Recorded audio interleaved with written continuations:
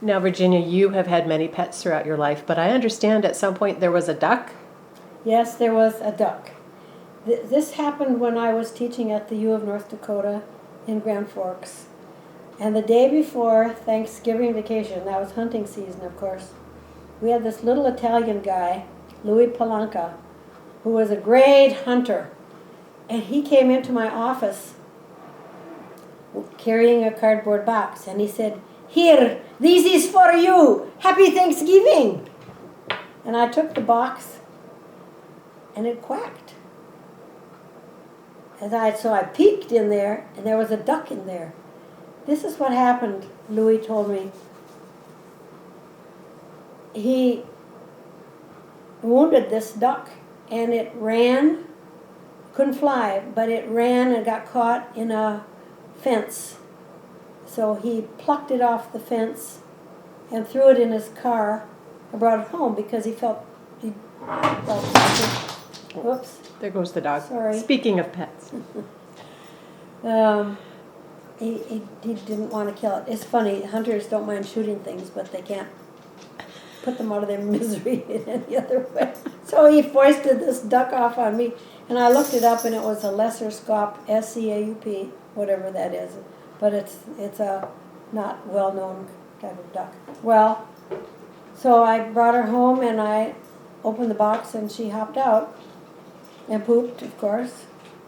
What would you do in circumstances like that in a brand new place? Make it your own. Well, it's a good thing I wasn't going anywhere for Thanksgiving because I had this duck on my hands. And she had the run of the house. I lived in a little rental house. It was, the backyard was the kitchen, and off the kitchen was a bathroom with a little bathtub, and then there was a living room area, and then a bedroom area. So it was straight like that. And Grace got used to me, but she was always a wild animal. But I could scoop her up, scoop the scaup, it's called, and put her on my lap in the rocking chair, and then she would put her head under her wing and make this noise. Whack, whack, whack, whack, whack, whack.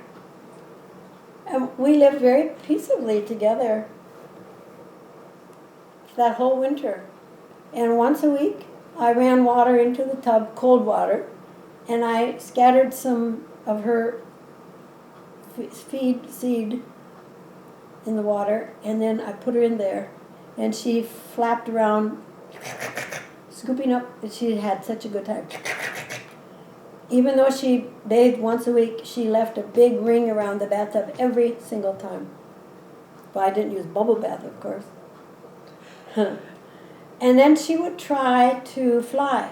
She would go to the far end of the kitchen, and she could see all the way through the house to the bedroom wall.